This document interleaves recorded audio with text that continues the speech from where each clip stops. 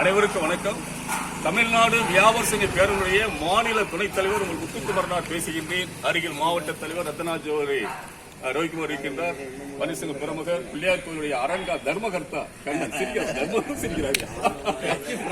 தர்மகர்த்தா கண்ணன் எல்லா நண்பர்களும் வருகின்ற எல்லாருக்கும் வாழ்த்துக்கள்.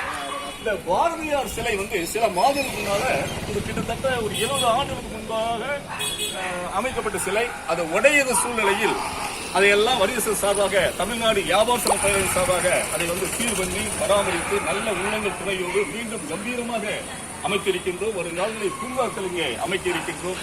அந்த வகையில் பன்னெடுங்காலமாக எனக்கு செல்வத்தை அறிவுறுத்த பெருமை என்ன, ஒரு ஏழை தொழிலாளி பெரிய பேர் இருக்கிறாங்க. எனக்கு என்ன சொன்னாக்க, இந்த கடத்துல எவ்வளவு பேர் பார்த்துருக்கோம், இவங்க வயசு எவ்வளவு பேர் பார்த்துருக்கோம். நிறைய இந்த கடந்த ஃபுல்லா வீடு வாங்கினவங்க, லட்சத்துவா பணத்தை சேர்த்து வச்சவங்க இன்னைக்கு காலத்துல காலை தூங்கி முழிச்சாதான் நிலை இல்ல.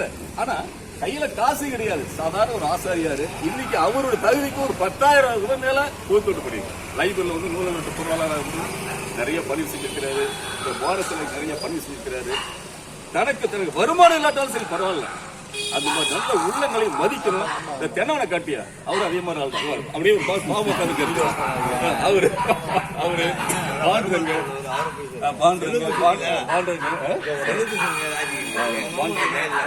எல்லாருமே சரி, எல்லாம் நல்ல அருமையா பக்கத்துல பாரத சங்க தொண்டு செஞ்சவங்க. அந்த வகையில தம்பி செல்வத்திற்கு அவருடைய பணிகள் எல்லாம் பாராட்டி தமிழ்நாடு வியாபார சங்க பேரவையின் சார்பாக இந்த பொன்னாடையை அணிவித்து கௌரவத்திலே மகிழ்ச்சி. இருக்கிறவங்க பணம் செலவு பண்றது ஒரு பெரிய காரியம். ஆனா இல்லாத பிள்ளை தனக்கு வருமானம் கூட இல்லாத போது கூட இன்னைக்கு இந்த பாரத சிலைக்காக மற்ற பொது தொண்டுக்காக ஒரு 10,000 ரூபாய் செலவு பண்ணியிருக்காரு. அந்த நல்ல உள்ளத்துக்கு பலவிட ஒரு பலத்தை அவருக்கு எங்களுடைய தமிழ்நாடு வியாபார சங்க பேரவையின் சார்பாக